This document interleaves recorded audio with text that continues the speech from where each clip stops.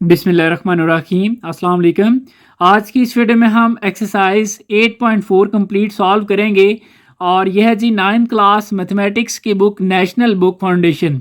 Start करने से पहले आपको ये चीज़ क्लियर कर दूं कि आपको डिस्क्रिप्शन में टाइम कोड दिया होगा। आप जिस भी क्वेश्चन को समझना चाहते हैं उस टाइम कोड की मदद से आप उस क्वेश्चन को स्टार्ट कर सकते हैं और उसको समझ सकते हैं। इसके अलावा आपको डिस्क्रिप्शन में एक प्ले लिस्ट का लिंक दिया होगा और उस प्ले लिस्ट में सारे चैप्टर जो कि अपलोड हो चुके हैं वहाँ पे मौजूद हैं और सारी एक्सरसाइज भी वहाँ पे मौजूद है।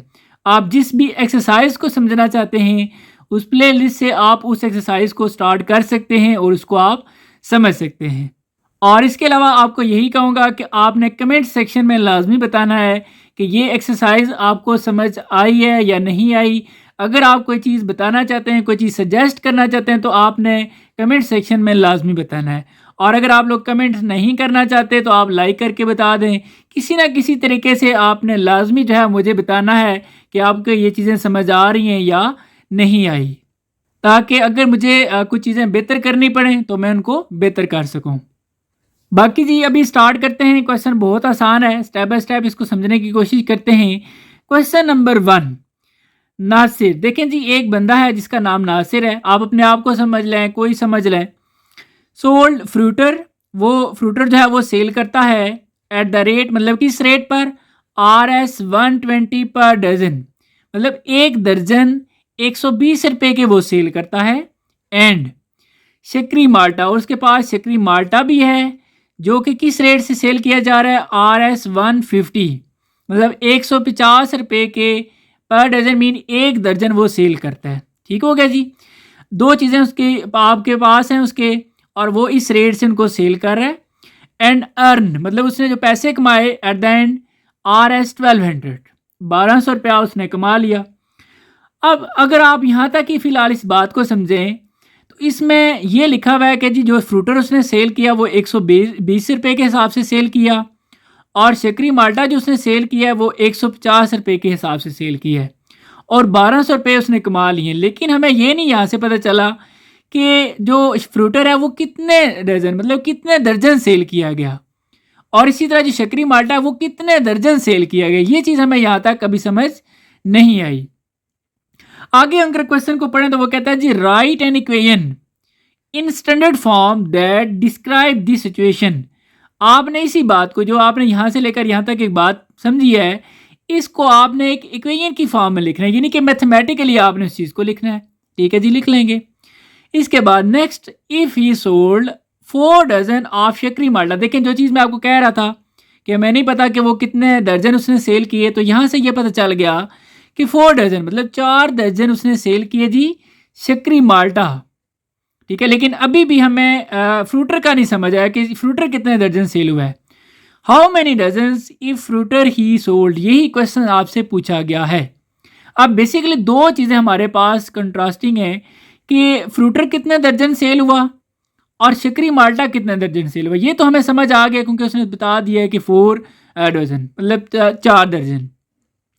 अब ये चीज़ हमने फाइंड करनी है, तो हम सपोज कर लेते हैं, ये मैंने लेट कर लिया जी कि number of dozens of fruiter is equal to x। ठीक है, और इसी तरह number of dozens of shakri malta is equal to y। ये हमने सपोज कर लिया कि जी फ्रूटर जो है वो जितने भी दर्जन सेल हुआ है उसको हम कहते हैं वो x है, और शकरी माल्टा जितने भी दर्जन वो सेल हुआ है उसको हम कह रहे हैं कि वो y, उसको हम बोल रहे हैं। अब देखें, अब उसने ये कहा है कि राइट एन इक्वेशन, इसी बात को, ये जो सारी चीज़ लिखी हुई है इसको आप एक इक्वेशन की फॉर्म में लिखें। अब आपके सामने मैं ज़रा इक्वेशन बनाता हूँ, देखिएगा। ये मैंने हेडिंग बना ली इक्वेशंस की। अब यहाँ पर आपने क्या करना है जी, सबसे पहले आपने देखना है जी फ्रूटर जो है वो कितने रुपए का सेल हुआ है जी, 120 रुपये। तो यहाँ पर मैं लिख देता हूँ जी 120। ठीक है, ये हो गया 120। अब ये फ्रूटर कितने दर्जन सेल हुआ है ये हमें नहीं पता, लेकिन हम ये कह देते हैं कि हमने सपोज किया हुआ है x, तो मैं इसके साथ लिख लेता हूँ जी x, फिर प्लस। अब नेक्स्ट वो कहता है कि जो शकरी माल्टा है वो 150 रुपये का सेल हुआ है, तो यहाँ पे मैं लिख लेता हूँ जी 150। ठीक है, और कितने दर्जन ये हमें नहीं पता, हम कह देते हैं जी y, और इज इक्वल टू इन दोनों के सेल होने के बाद टोटल रुपीज़ जो उसके पास बने या उसने जो कमाए वो थे 1200 रुपये। तो यहाँ पर मैं लिख देता हूँ ये 1200। इस बात को अब आपने दोबारा समझना है कि ये जो 1200 रुपये टोटल बने कैसे बने कि 120 रुपये के हिसाब से अब कितने दर्जन ये तो हमें पता ही नहीं, हम कहते हैं जी एक्स, ठीक है, ये सेल हुआ फ्रूटर, और इसी तरह फिर प्लस इसी में 150 रुपये के हिसाब से सेल हुआ जी वाई में इन शक्री माल्टा। ये टोटल मिला के उसके पास 1200 रुपये बन गई। ये एक मैथमेटिकल इक्वेशन बन चुकी है। इसको आप सिंपल कर सकते हैं, ठीक है। इसको अगर हम सिंपल करना चाहें तो आप देखें ऐसा कौन सा टेबल है जो तीनों नंबर्स पे जा रहा है। एक इसमें यह है कि देखें 0 इधर भी है, इधर भी है और इसमें भी है। एक तो हमारा हो गया 0। आप 0 के अलावा देखें और आप नंबर्स पे देखें, जैसे 12 है, 15 है, 12 है। तो आप 2 का टेबल 15 पे तो नहीं जाता, फिर 3 पर आ जाए। 3 का टेबल 12 पे भी जा रहा है, 15 पे भी जा रहा है और इस 12 पे भी जा रहा है। सो आप 3 लिख लें। इट्स मीन आप 30 से आप क्या करें, इन सब को डिवाइड कर लें, ठीक है। तो यहाँ पे हम लिख लेते हैं डिवाइड बाय, ये मैं आपके सामने लिख देता हूँ, divide by 30 on both side. जब आप इसको 30 से डिवाइड करते हैं तो ये बाकी रह जाता है। चलो मैं आपके लिए यहाँ पर डिवाइड कर देता हूँ। ये मैंने 30 डिवाइड किया, प्लस इसी तरह 150 डिवाइड बाय 30 कर लेते हैं, और ये 1200 डिवाइड बाय 30। अब देखें ये 0 0 से कैंसिल हो गया, 3 1 ज़ा 3, 3 4 ज़ा 12। तो ये आपके पास आ गया जी 4, फिर आगे प्लस, नेक्स्ट इसी तरह ये 0 कैंसिल, 3 1 ज़ा 3, 3 5 ज़ा 15। तो ये अच्छा 4 के साथ आपने एक्स भी लिखना है, और इसी तरह ये आ जाएगा जी 5y इज इक्वल टू, ये 3 0 0 से कैंसिल हो गया, और 3 1 ज़ा 3, 3 4 12, 4 और ये 0, ये आ जाता है 40। ये आपके पास एक सिंपल जो है ना वो इक्वेशन बन गई है, ठीक है। कम से कम रेट यानी कि इसमें आ चुका है। अगर वो 4 रुपये के हिसाब से सेल करे तो ये बेसिकली इसी इक्वेशन को हम शॉर्ट करके लिख सकते हैं, ठीक है। इसको बेशक आप नाम दे दें 1 का। ये एक टास्क आपका कंप्लीट हो चुका है कि आपने इक्वेशन बनानी थी। अब नेक्स्ट हमारा वर्क ये है कि उसने ये तो हमें बता दिया कि जो है ना वो 4 दर्जन शक्री माल्टा उसने सेल किया। हाउ मेनी डजन्स ऑफ फ्रूटर, फ्रूटर कितना जो है ना वो सेल हुआ, ये बात बेसिकली हमने अब देखनी है। मैं यहाँ पे लिखता हूँ कि देखें अब क्वेश्चन में गिवन भी है कि he sold 4 dozens of shakri malta, तो मैंने लिख दिया as given he sold 4 dozens of shakri malta. अब देखें शक्री माल्टा को हमने क्या सपोज किया हुआ है, हमने सपोज किया हुआ है उसको वाई। इट्स मीन वाई की वैल्यू हमें दे दी है, number of dozens of shakri malta, y हमारे पास कितना उसने दे दिया है 4। इस बात से हमें समझ आ गया कि वाई इज इक्वल टू हमारे पास है 4। अब ये वैल्यू आप इस इक्वेशन के अंदर पुट करें तो आपके पास जो है ना वो दूसरा जो आपने सपोज किया हुआ है number of dozens of fruiter x, वो आपके पास आ जाएगा। सो यहाँ पर आपने सिंपली जस्ट इसकी 4 की वैल्यू इसमें पुट करनी है। तो मैं यहाँ पर लिख देता हूँ पुट इन 1, ठीक है जी। तो यहाँ पर पुट कर लेते हैं 4x प्लस 5। अब y की जगह आप क्या लिख लेंगे, 4 इज इक्वल टू 40, और ये हो जाएगा 4x प्लस 5 4 ज़ा 20 इज इक्वल टू 40, और x की वैल्यू बेसिकली आपने फाइंड करनी है। तो प्लस 20 इधर आके हो जाएगा माइनस 20, ठीक है। 20 40 माइनस 20 आप करेंगे तो ये 20 आएगा। सो आप 4 को आप इधर मल्टीप्लाई हो रहा है, इधर आके हो जाएगा डिवाइड। तो इस तरीके से आपके पास ये आ जाएगा 5। तो ये देखें ये x आ चुका है। x बेसिकली क्या चीज़ है, x आपके पास जो x आपने सपोज किया हुआ है, x अगर आप आंसर आता है तो इस mean number of dozen of fruiter आपके पास आ चुके हैं। सो यहाँ पर हमें ये समझ आ गई कि 5 दर्जन जो है वो उसने फ्रूटर जो है वो सेल किए। तो यहाँ पे हम लिख लेते हैं कि it's mean he sold 5 dozen of fruiter. तो ये हमारा क्वेश्चन हो जाता है कंप्लीट। बेशक अब आप देखें आपको इसकी फ्रूटर्स के भी पता चल गए 5, और इसके तो आपको ऑलरेडी गिवन थे 4। अगर ये 4 और 5 वैल्यू अगर आप इसके अंदर पुट कर लें, ठीक है, यहाँ पे आप x की जगह जो है ना वो 5 लिख लें जो वैल्यू आपने फाइंड की है, और y की जगह अगर आप जो है ना 4 लिख लें जो कि गिवन है, आप इसको मल्टीप्लाई करके फिर ऐड करके देखें आपके पास 1200 ही आएगा। आपने करना नहीं है सॉल्व, जस्ट आपको आइडिया दे रहा हूँ कि आप चेक कर सकते हैं कि वाकई जो आपका आंसर आया है वो ठीक है, इसको सेटिस्फाई कर रहा है या नहीं, ठीक है। आप वेरीफाई कर सकते हैं उसको। बाकी आपने सॉल्व करने की ज़रूरत नहीं है, आपने जस्ट ये वैल्यू ही जो है ना वो फाइंड करनी थी जो कि फाइंड हो चुकी है। नेक्स्ट क्वेश्चन नंबर 2 है द लीनियर इक्वेशन। ये आपको एक इक्वेशन दी हुई है अब ये किस चीज़ को एक्सप्लेन कर रही है, describe the total cost for staying in a hotel for one day. मतलब आप एक दिन एक होटल के अंदर स्टे करते हैं, उसका जो टोटल आपका खर्चा आता है जी, वो आपको ये एक्सप्लेन कर ये इक्वेशंस। मतलब आप वाई समझ लें कि ये टोटल कास्ट आपकी वाई है। अब ये किस किस चीज़ के आगे देखें, ये किसी चीज़ का एक आपकी कॉस्ट है, फिर प्लस इसमें ये चीज़ भी ऐड हुई है। तो ये आगे बढ़ते हैं, देखते हैं जी। Where RS 2000 is the rent of room for maximum 8 people. मतलब ये जो आपका 2000 रुपये है, ये उन्होंने बता दिया है कि ये आपका रूम का रेंट है, और जो कि मैक्सिमम 8 जो लोग हैं उनका है, ठीक है। And RS 1450 is the food cost per person. मतलब यहाँ पर ये जो आपको दिया हुआ है, ये आपका जो फूड का खर्चा है वो रेट दिया हुआ है पर पर्सन। मीन अब यहाँ पर लेट्स सपोज अगर 8 बंदे हैं तो x की जगह 8 आ जाएगा। अगर आप जो है ना वो 5 का देखना चाहते हैं तो आप यहाँ पर 5 लिख लें। इस तरह ये तो आपका हो गया जी रूम का रेंट। अब आपके खाने का खर्चा जो है वो अब बंदे ज़्यादा हो जाएंगे तो वो ज़्यादा भी हो सकता है, ठीक है। अब पहले तो मैं ये इक्वेशन यहाँ पे लिख लेता हूँ, ठीक है। यहाँ पर आ जाता है जी हमारे पास क्वेश्चन नंबर 2, ठीक है जी। क्वेश्चन नंबर 2 हो गया, ठीक है जी। तो ये मैंने इक्वेशन लिख लिया। पहले हम यहाँ तक इस बात को समझ रहे हैं, फिर आगे हम इसके पार्ट्स को देखते हैं। ये इक्वेशन लिख दी और इसमें हम लेट कर लेते हैं कुछ चीज़ें, ठीक है। तो यहाँ पे मैं लेट करता हूँ जी कि लेट टोटल जो कास्ट है उसको हम कह रहे हैं total cost is equal to y, ठीक है। जैसे यहाँ पर गिवन है कि इसी वजह से ये बात समझ आ गई कि ये जो वाई है ये क्या चीज़ एक्सप्लेन कर रहा है कि ये सारे मिला के टोटल जो आपके पास खर्चा आता है टोटल कास्ट। और एक्स क्या चीज़ है, एक्स यहाँ पर बेसिकली नंबर ऑफ पर्सनस। ये जो है ना, ये एक बंदे का जो है ना वो खाने पीने का जो खर्चा है वो है। अगर 8 बंदे होंगे तो यहाँ पर 8 आ सकता है, 5 एंड 7 है तो वो चेंज हो जाता है। तो यहाँ पर आप लिख लेंगे नंबर ऑफ पर्सनस, ठीक है। तो ये हम लिख लेते हैं, मैंने लिख दिया नंबर ऑफ पर्सन जो है ना उसको हम सपोज कर रहे हैं कि वो एक्स है, ठीक है जी। इसी इक्वेशन से भी ये बात हमें समझ आ गई। अब हमारा नेक्स्ट टारगेट क्या है जी। अब नेक्स्ट पार्ट 1 में वो कहता है find the cost paid to hotel if a group of 7 people. देखिए बेसिकली वो आपसे ये कह रहा है कि अगर आपके पास जो नंबर ऑफ पर्सन है वो अगर आपके पास 7 हो जाएं तो फिर एक दिन का खर्चा कितना होगा, फाइंड द कॉस्ट, ठीक है। इन सिंपल वर्ड यानी कि वो हमसे ये कह रहा है कि टोटल खर्चा वाई यानी कि वाई की वैल्यू वो आपसे पूछ रहा है। तो यहाँ पर मैं लिख लेता हूँ जो पार्ट 1 है आपका, तो ये मैंने लिख दिया जी। देखें फाइंड द कॉस्ट, ठीक है। मतलब वाई हमने फाइंड करना है, टोटल हमारा खर्चा कितना होगा to hotel if a group of 7 people, यानी कि एक्स की जो वैल्यू है वो 7 दी हुई है। X mean number of person भी आप कह सकते हैं, ठीक है। अब हम क्या करते हैं जी, ये देखें ये जो इक्वेशन है इसको मैं नाम दे देता हूँ 1 का, और ये वैल्यू हम इस 1 के अंदर पुट कर लेते हैं। तो हमें पता चल जाएगा हमारा यानी कि जो है ना वो यहाँ पर वैल्यू आ जाएगी 7, फिर हमें आइडिया हो जाएगा कि फिर हमारा टोटल खर्चा कितना होगा। तो ये मैं पुट करता हूँ जी 1 में। तो यहाँ पर बेशक लिख लें फ्रॉम 1, तो मैं लिख देता हूँ जी फ्रॉम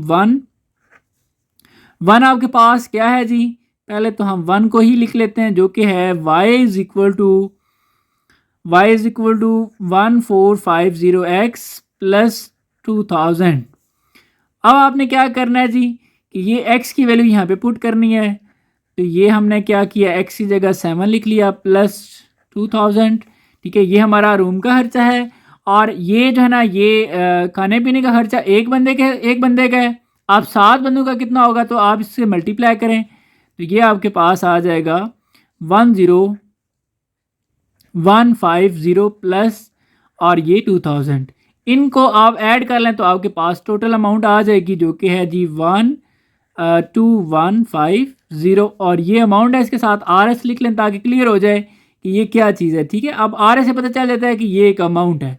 अब ये टोटल अमाउंट है जो कि हमें जब 7 बंदे होंगे तो हमारा इतना खर्चा होगा। तो यहाँ पे मैं ज़रा लिख भी देता हूँ, क्वेश्चन के स्टेटमेंट से ही आपने लिखना है बेसिकली। ये मैंने क्वेश्चन के अंदर से ही लिखा थी यहाँ से कि द कॉस्ट पेड, ये आप देख सकते हैं, the cost paid to hotel if a group of 7 people stage for 1 day is, जो कि कितनी है जी 12,150 रुपये, ठीक है। अब नेक्स्ट हम आते हैं जी पार्ट 2 की तरफ। अब पार्ट 2 में क्या वो पूछ रहा है हाउ मेनी पीपल, यानी कि अब इस दफ़ा आपने एक्स फाइंड करना है। ये हमें कैसे पता चल गया कि एक्स फाइंड करना है, क्योंकि हमने क्वेश्चन के अंदर ये पहले ही कहा हुआ है कि जो टोटल कॉस्ट होगी उसको हम वाई कह रहे हैं और नंबर ऑफ पीपल या नंबर ऑफ पर्सन जो है उसको हम एक्स बोल रहे हैं। ठीक है जी। सो यहाँ पे हम जो है ना वो मेंशन कर लेते हैं पार्ट 2। और जब उसने कहा हाउ मेनी पीपल, यानी कि अब हमने एक्स की वैल्यू जो है वो फाइंड करनी है। ठीक है, कैन स्टे, कितने लोग मतलब स्टे कर सकते हैं in the hotel for R S 13,600, यानी कि टोटल कास्ट हमें बता दी गई है कि अगर हम टोटल खर्चा हमारे पास इतना बड़ा हो 13,600 रुपये हो, इस अमाउंट में कितने लोग जो है ना वो एक जो है ना वो होटल में 1 डे के लिए स्टे कर सकते हैं। अब यही वैल्यू अगेन हम 1 में पुट करेंगे। सो मैं यहाँ पे लिखता हूँ जी फ्रॉम 1।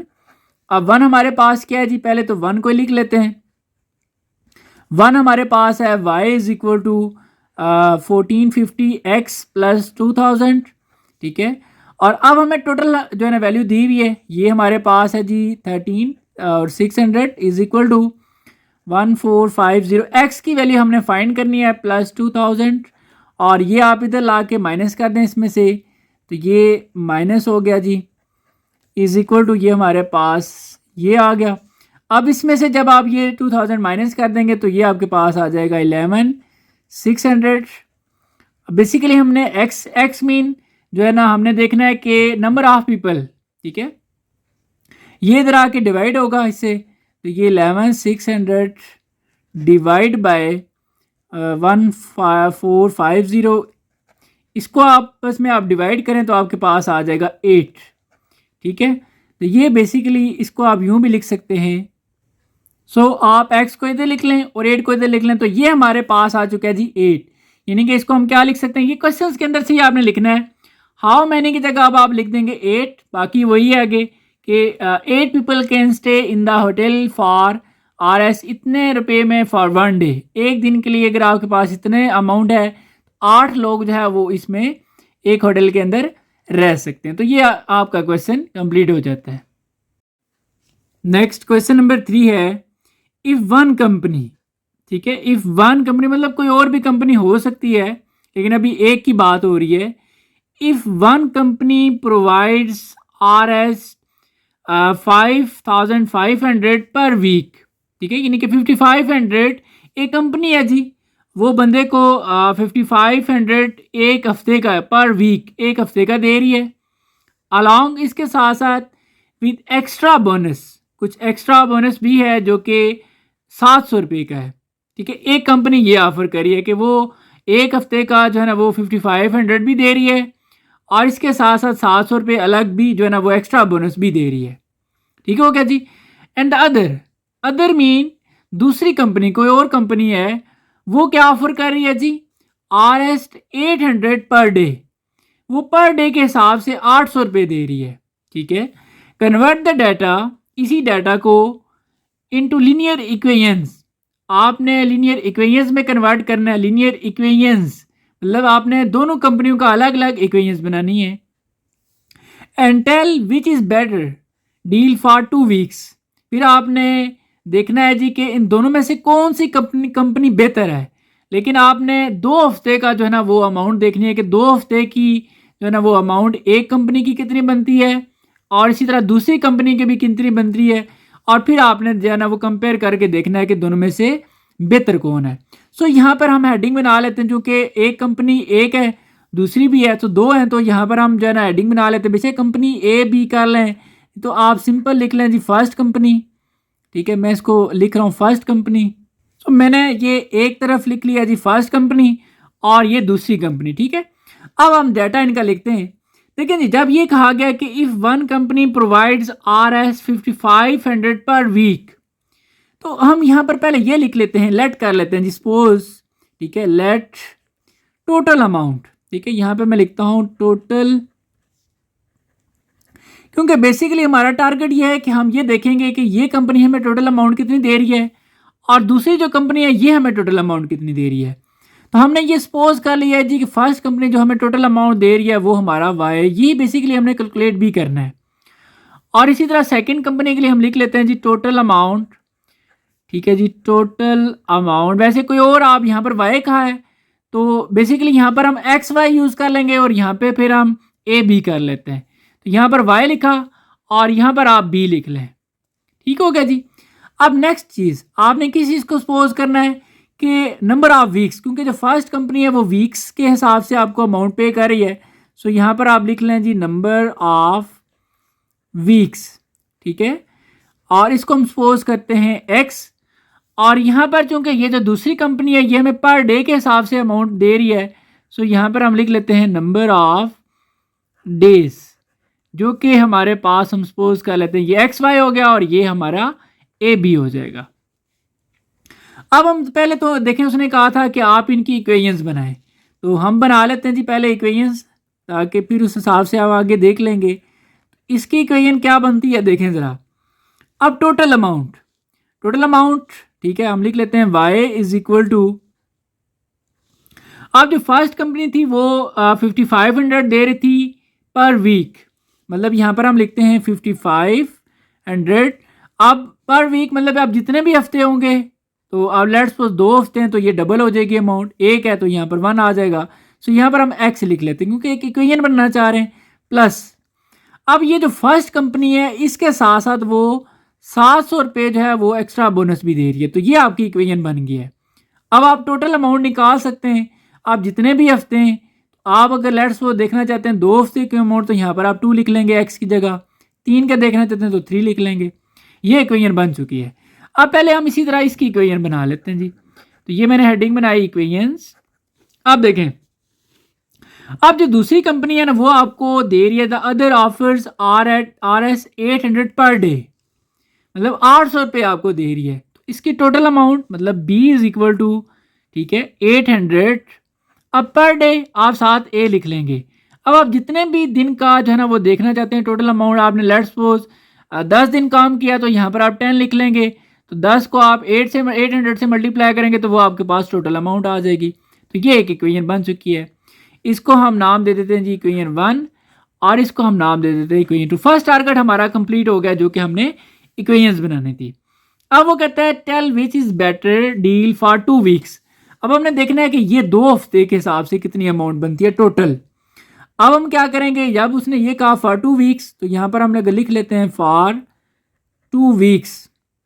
ठीक है, 2 वीक्स मतलब क्योंकि हमने नंबर ऑफ वीक्स को एक्स के नाम दिया है, सो यहाँ पर हम ये कहते हैं कि एक्स जो है ना वह हमें 2 दे दिया गया है।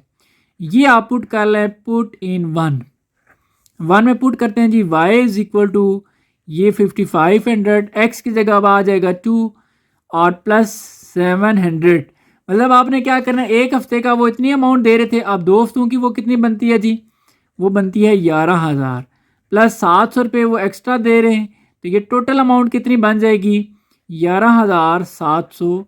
ठीक है, इसके साथ RS लिख लें ताकि पता चल जाए ये एक अमाउंट है। इसका मतलब ये हुआ जो पहली कंपनी है वो हमें 11,700 रुपये दे रही है 2 हफ्तों का टोटल जब बनता है। अब हम देखते हैं जी कि ये कंपनी जो दूसरी कंपनी है इसका 2 हफ्ते की कितनी अमाउंट बनती है, फिर तभी तो हम बता सकेंगे ना कि फर्स्ट कंपनी जो है वो बेहतर है या सेकंड वाली। तो यहाँ पर अगर हम डाटा निकालें या टोटल अमाउंट निकालें फॉर 2 वीक्स, ठीक है, फॉर 2 वीक्स, लेकिन यहाँ पर तो हमें वीक्स के हिसाब से तो नहीं अमाउंट दी जा रही थी ना, हमें number of days per day के हिसाब से दिया जा रहा था। तो 2 हफ्तों में कितने दिन होते हैं, ठीक है, ये आप लिख लें नंबर ऑफ डेज। ठीक है जी, number of days in 2 weeks. तो मैंने लिख दिया जी 2 वीक्स, जो कि एक हफ्ते में जो है ना वो 7 दिन है, 2 हफ्ते जो है ना वो बन जाएंगे 14 डेज। ठीक है, अब आप चेक करें ये जो 14 आपको वैल्यू गिवन है ना, तो मतलब ये 14 दिन है ना, तो दिन को हमने नंबर ऑफ डेज को ए से सपोज किया हुआ है। सो यहाँ पर a इज इक्वल टू हमारे पास अब आ चुका है 40 और ये वैल्यू आप पुट करें इन 2। ठीक है जी, तो टोटल आपको अमाउंट पता चल जाएगी। सो b इज इक्वल टू 800। अब a की जगह कितने दिन है जी, ये 14। अब हमने 14 दिन का हिसाब निकालना है जी, तो ये हमारे पास इसको मल्टीप्लाई करें तो बनता है 11,200 रुपये। ठीक है जी, अब आप खुद अंदाज़ा लगा सकते हैं कि दोनों में से कौन सी कंपनी बेहतर है। ये देखें, ये 11,700 रुपये दे रही है 2 हफ्तों का, और ये इसके जो 2 हफ्ते की अमाउंट बनती है वो 11,200 रुपये बन रही है। सो इट्स मीन जो फर्स्ट डील है वो हमारी बेहतर है। तो यहाँ पर हम लिख लेते हैं फर्स्ट, क्योंकि उसने जो क्वेश्चन पूछा है ना वो इस तरीके से पूछा है कि विच इज़ बेटर डील, मतलब दोनों में से बेहतर जो है ना वो कौन सी डील है। तो हम ये कह देते हैं कि फर्स्ट डील, क्योंकि जो पहले डील है ना, पहली डील हमारे फर्स्ट कंपनी जो हमें दे रही है, तो यहाँ पर हम लिख लेते हैं फर्स्ट डील इज़ बेटर। ठीक है जी, और ये आपका क्वेश्चन कंप्लीट हो जाता है। अब नेक्स्ट क्वेश्चन नंबर 4 है, आमेन एक बंदा है जी, आप अपने आप को समझ लें कि आमेन अर्न्स RS 120 पर हर, मतलब वो 1 घंटे का 120 रुपये जो है ना वो अर्निंग कर रहा है। He has RS 500 in addition, मतलब इसके अलावा एक्स्ट्रा, इसके अलावा भी वो 500 रुपये जो है ना वो अर्न कर रहा है। अच्छा, अब नेक्स्ट क्या है, कोई पार्ट 1 क्या है जी कि write a linear equation for this situation, इसके लिए आपने एक इक्वेशन बनानी है and tell how much will he get after 12 hours, मतलब देखिए वो 1 घंटे का आपको बता दिया उन्होंने कि वो 120 रुपये कमा रहा है, तो 12 घंटे बाद जो है ना वो उसकी अमाउंट कितनी बनेगी। तो यहाँ पर हम पहले कुछ चीज़ें ज़रा सपोज कर लेते हैं, लेट कर लेते हैं। ठीक है, एक तो बात हम ये लेट करते हैं कि टोटल अमाउंट, क्योंकि लेट्स सपोज हम कहते हैं कि टोटल अमाउंट उसकी कितनी बनती है, तो यहाँ पर हम ये लिखते हैं जी कि टोटल अमाउंट को हम सपोज कर लेते हैं, हम कह देते हैं वाई, क्योंकि एक तो वो 1 घंटे में जो है ना वो 120 रुपये कमा रहा है, इसके अलावा एक्स्ट्रा भी जो है ना वो 500 रुपये उसके पास हैं या वो कमा रहा है। तो ये टोटल अमाउंट कितनी बनती है, तो हमने सपोज कर ले जी हम उसको वाई से रिप्रेजेंट कर रहे हैं। इसके अलावा फिर क्योंकि वो पर हार्स के हिसाब से काम कर रहा है, तो यहाँ पर हम ये भी लिख लेते हैं कि नंबर ऑफ हर्स, ठीक है जी, जिसको हम सपोज कर लेते हैं x। अब पार्ट 1 सॉल्व करते हैं जी, जिसमें हमने क्या बनानी है, एक इक्वेशन बनानी है।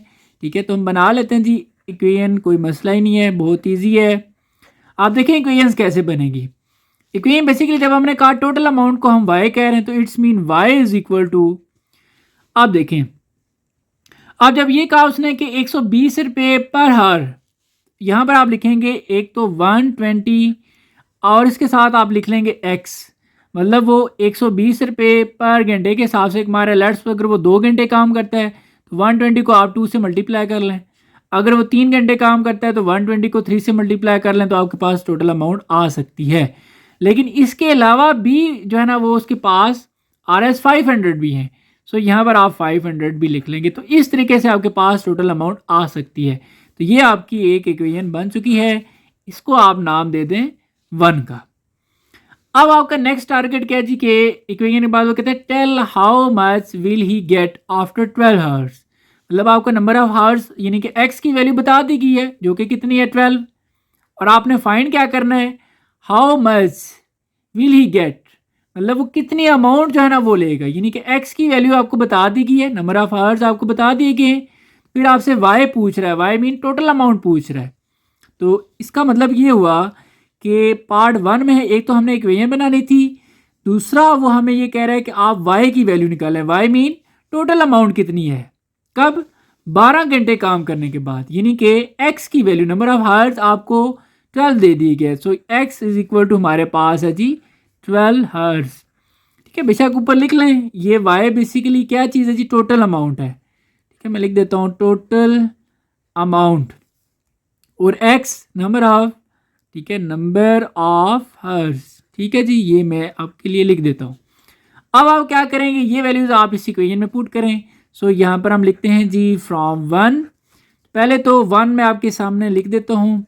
1 हमारे पास क्या है जी, y is equal to 120x plus 500। अब हमें ये बता दिया गया है कि वो 12 घंटे काम करने के बाद, सो 120 को हम मल्टीप्लाई करेंगे 12 से, हमें पता चल जाएगा कि वो 12 घंटे के बाद कितनी अमाउंट बन रही है, प्लस 500 अलग वाले जो उसके पास जो अलग से हैं वो भी। तो अब इसको अगर आप मल्टीप्लाई करें तो ये बनता है जी 1440 प्लस 500, दोनों को अगर आप ऐड कर लें तो ये बन जाता है जी 1940। ठीक है, RS लिखें ताकि पता चले कि ये एक अमाउंट है।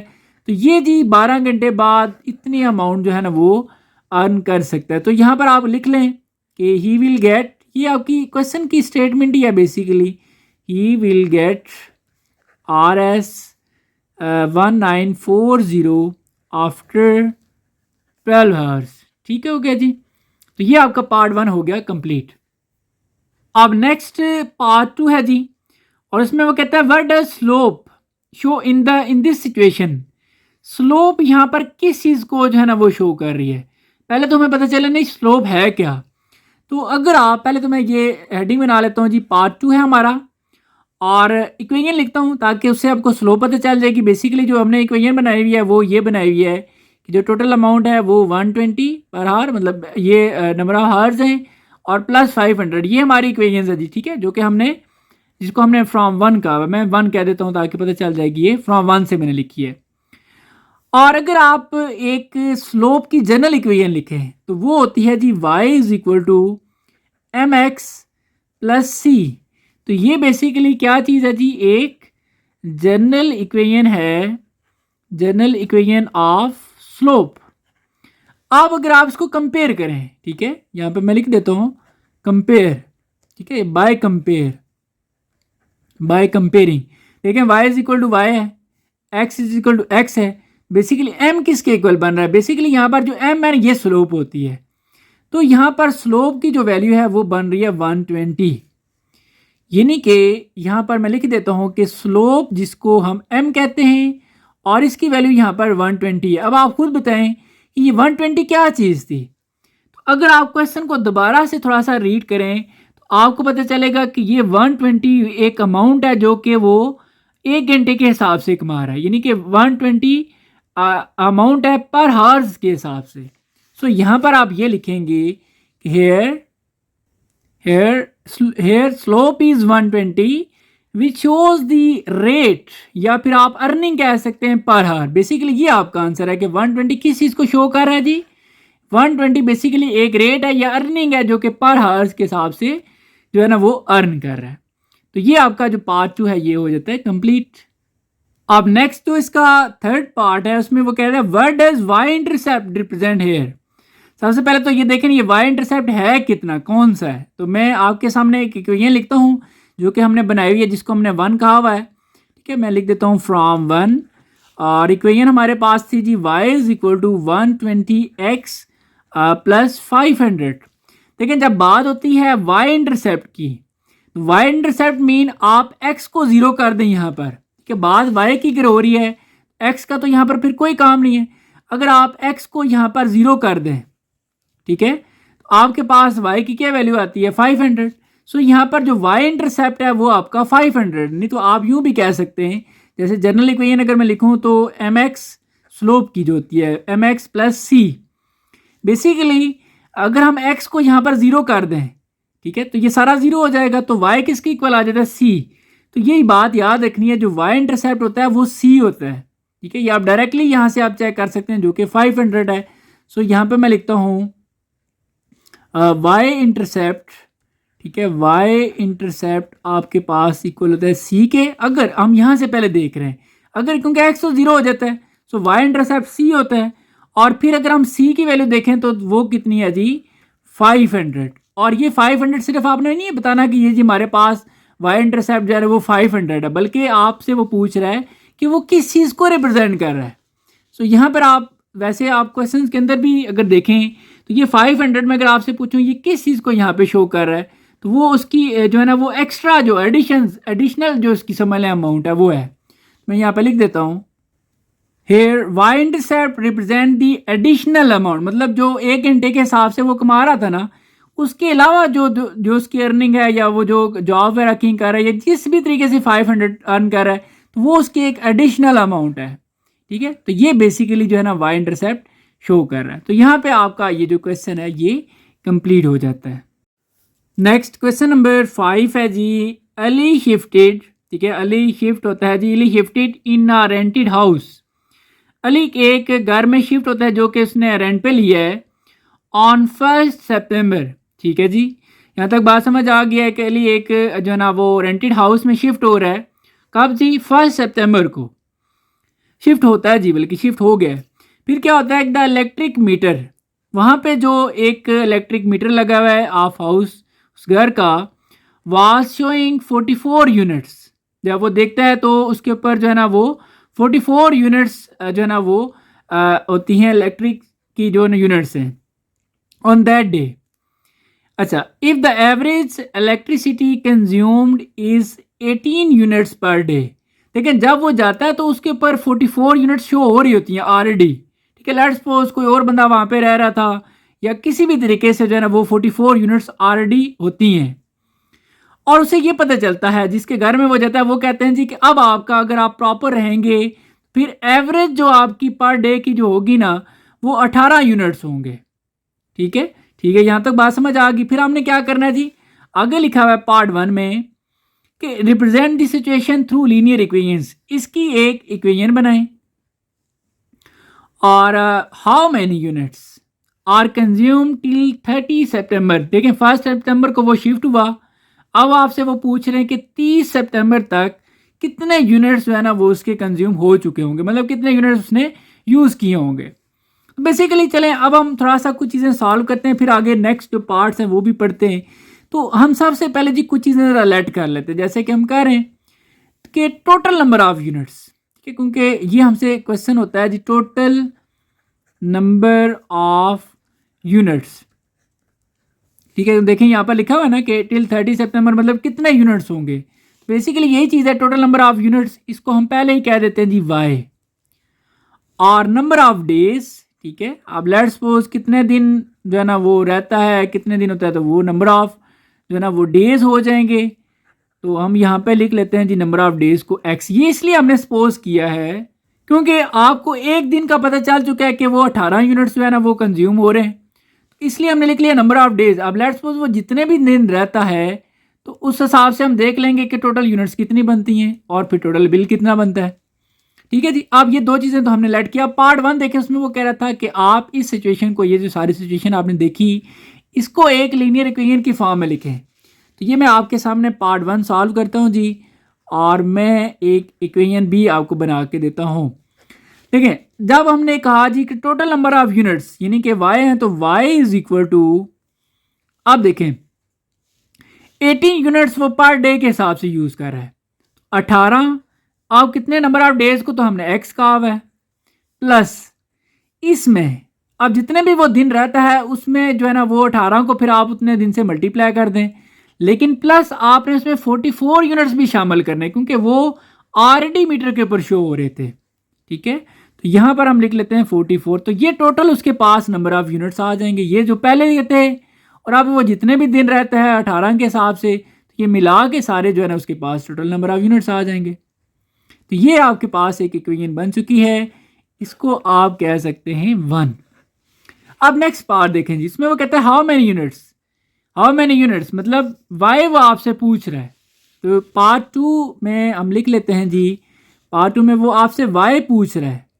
ठीक है, कैसे पता चला वाई, क्योंकि वाई नंबर ऑफ यूनिट्स जब उसने बात की ना कि हाउ मैनी यूनिट्स, तो यूनिट्स को हमने जो है ना वाई का नाम दिया हुआ है।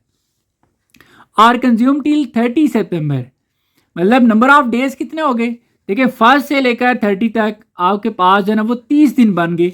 तो यहाँ पर आप लिख लें x की जो वैल्यू है number of days mean x की वैल्यू वो है बनती है 30 दिन। इन सिंपल वर्ड्स वो आपसे ये पूछ रहे हैं कि 30 दिन बाद वो यूनिट्स कितनी हो जाएंगी टोटल। तो हम ये वैल्यूज पुट करते हैं जी इक्वेशन 1 में। सो फ्रॉम 1 में आपके सामने लिख देता हूँ दोबारा से, y is equal to 18x plus 44। देखें अब 18 एक दिन जो है ना वो जो यूनिट्स यूज़ होती हैं टोटल 18, अब 30 दिन तो हम मल्टीप्लाई 30 करेंगे और ये जो 44 ऑलरेडी इसके ऊपर थी। तो अब हम देखें जी 18 को आप 30 से मल्टीप्लाई करेंगे तो ये 540 बनता है, प्लस 44 करेंगे तो ये टोटल आपके पास आ जाता है जी 584। और ये क्या है, यूनिट्स है। इसका मतलब ये हुआ 30 तारीख तक उसने कितनी यूनिट्स यूज़ की हैं जी, 584 यूनिट्स। यहाँ पर हम लिख भी लेते हैं कि 584 यूनिट्स कंज्यूम टिल 30 सितंबर। ठीक हो गया जी। अब नेक्स्ट पार्ट देखते हैं। अब नेक्स्ट जी हमारा पार्ट 3 है, what will be the bill after 1 month, एक महीने बाद उसका बिल कितना आएगा अगर एक यूनिट 20 रुपए की हो। तो टोटल यूनिट्स हमने इतनी इस्तेमाल की हैं। ठीक है जी, एक महीने में, क्योंकि ये एक मंथ की थी। और इसको अभी हम 20 से मल्टीप्लाई करेंगे तो हमें पता चल जाएगा। सो हमारा जो यहाँ पर बिल होगा जी, वो हमने 584 यूनिट्स इस्तेमाल किए हैं। और अगर एक यूनिट 20 रुपये की हो तो इसको आप 20 से मल्टीप्लाई करें तो ये आपके पास आ जाएगा जी 11,680। ठीक है, साथ लिख लें RS ताकि पता चल जाए कि ये एक अमाउंट है। तो ये आपका जी बिल हो जाएगा। ठीक है, आफ्टर 30 डेज। अब नेक्स्ट हमारा जो पार्ट 4 है वो देखते हैं जी, वो क्या है। पार्ट 4 में वो कहता है आफ्टर हाउ मेनी डेज। देखें, अब फिर बात आती है आफ्टर हाउ मेनी डेज। तो नंबर ऑफ डेज को हमने क्या कहा हुआ है, हम पहले देखें। नंबर ऑफ डेज को x हमने कहा हुआ है। सो यहाँ पर हम क्या लिखेंगे कि वो x की वैल्यू आपने फाइंड करनी है। सो यहाँ पर मैं एडिंग बनाता हूँ कि आपने x की वैल्यू फाइंड करनी है। The meter shows 404 units.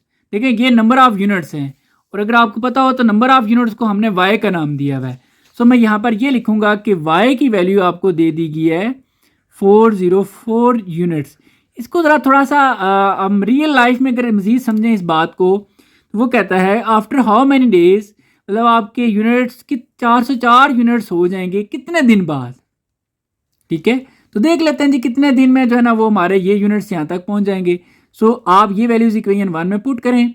सो पहले लिख लेते हैं जी फ्रॉम 1 आपके पास क्या है, y is equal to 18x plus 44। So y की वैल्यू आप लिख लें जी यहाँ पे 404, और 18x की वैल्यू फाइंड करनी है।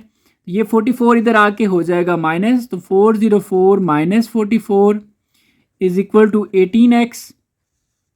404 में से 44 माइनस करें तो ये आ जाता है जी 360। अब आप 18 को इसके साथ डिवाइड कर दें तो 360 divide by 18 is equal to X. 18 को 360 से ज़रा डिवाइड करें तो ये आपके पास आ जाएगा 20। ठीक है, अब x क्या चीज़ है, बेसिकली डेज हैं, तो यहाँ पर आप छोटा सा लिख लें 20 ये डेज। इसको आसान अल्फाज में आप यूँ लिखें, x आपके पास आ चुका है जी 20 डेज। अब जो आपकी वो क्वेश्चन की स्टेटमेंट है ना, उसी से आप लिखें after 20 days the meter shows 404 units. क्योंकि आपको पूरा पता चल चुका है जी कि एक दिन जो है ना वो एक दिन में 18 यूनिट्स यूज़ होते हैं। आप कितने बाकी सारे दिन का ऑलरेडी जो है ना वो सारा डाटा फाइंड कर सकते हैं। तो ये आपका पार्ट 4 भी हो जाता है।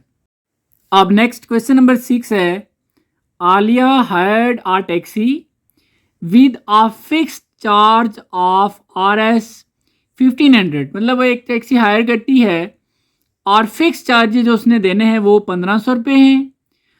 प्लस अब वो टैक्सी वाला कहता है कि जी आपके फिक्स चार्जेस 1500 रुपये हैं, प्लस RS 550 मतलब 450 रुपये वो कहता है कि आप पर 30 मिनट्स मतलब हर 30 मिनट के बाद आपको ये भी देने पड़ेंगे।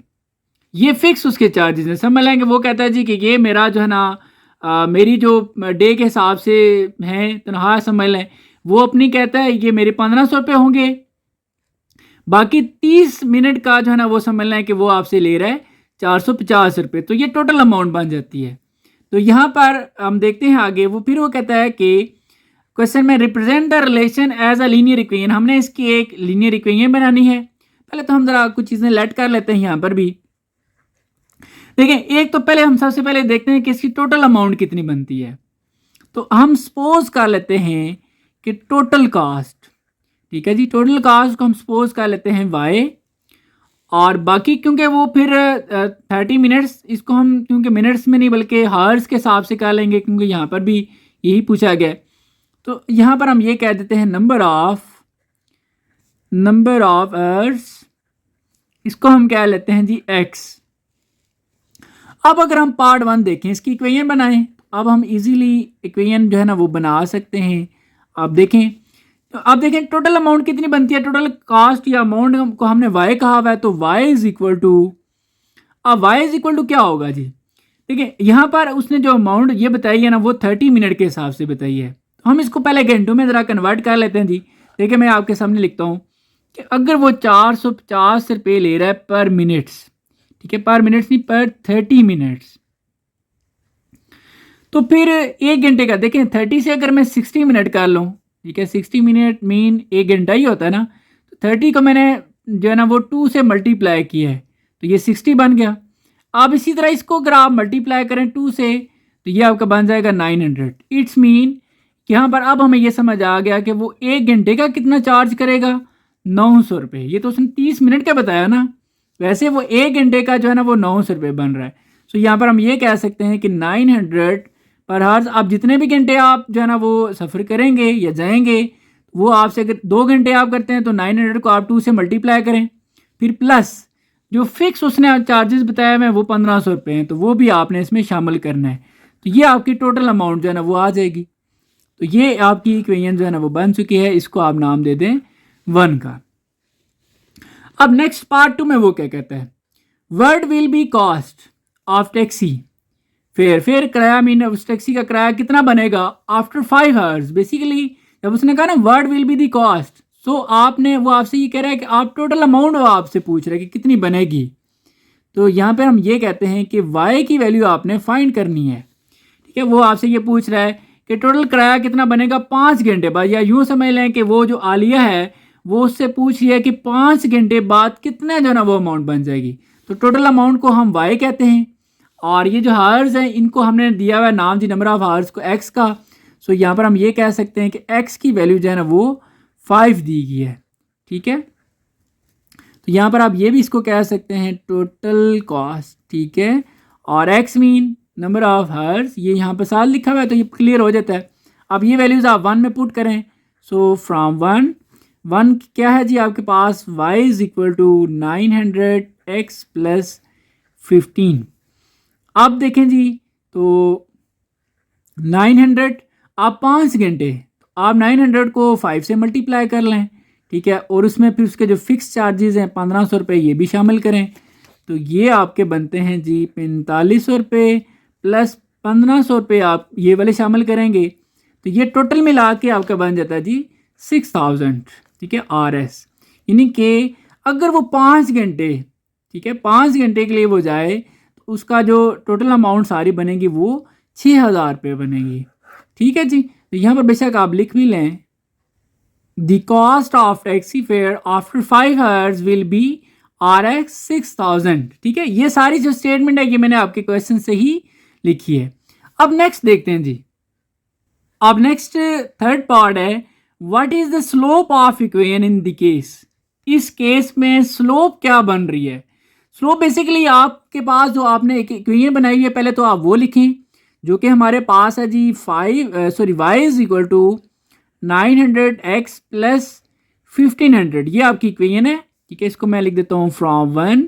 ठीक है, अब आप जर्नल इक्वेशन लिख लें स्लोप की, जो कि होती है y is equal to mx plus c। इसका रेफरेंस दे दें कि ये जर्नल इक्वेशन है, जर्नल इक्वेशन ऑफ स्लोप। अब ज़रा इसको अगर आप कंपेयर करें, ठीक है, यहाँ पे हम लिख लेते हैं बाय कंपेयरिंग। ठीक है, अब स्लोप यहाँ पर m है, m की वैल्यू अगर आप देखें तो वो 900 बनती है। सो यहाँ पर आप ये लिखें कि स्लोप जो है जिसको हम m कह रहे हैं और ये इक्वल है 900 अब क्या शो कर रहा है। ठीक है, ये मैंने आपको स्टार्ट में अगर आप देखें तो 900 जो है वो उसके चार्जेस हैं पर हार के हिसाब से, क्योंकि उसने 30 मिनट का बताया था ना, तो 30 मिनट का उसने 450 रुपये बताए, और फिर जो है ना वो 30 मिनट से हमने 1 घंटा का देखा तो वो 900 बनते। तो बेसिकली 900 यहाँ पे क्या शो कर रहा है, चार्ज पर हार्स। ठीक है, ये तो क्वेश्चन में भी जो है ना ये सारी चीज़ गिवन है, तो ये बेसिकली शो कर, हमने बता भी दिया कि बेसिकली उसने क्वेश्चन में जस्ट पूछा what is the slope of the equation in the case. ठीक है, तो उसने स्लोप पूछी है, लेकिन हमने ये भी बता दिया कि स्लोप क्या चीज़ रिप्रेजेंट कर रही है, किस चीज़ को शो कर रही है, वो चार्जेस हैं जी 1 घंटे के हिसाब से। तो ये आपका क्वेश्चन कंप्लीट हो जाता है। अब नेक्स्ट क्वेश्चन नंबर 7 है, और इसका पार्ट 1 ये है कि drive the relation between Fahrenheit and Celsius scales in slope intercept form.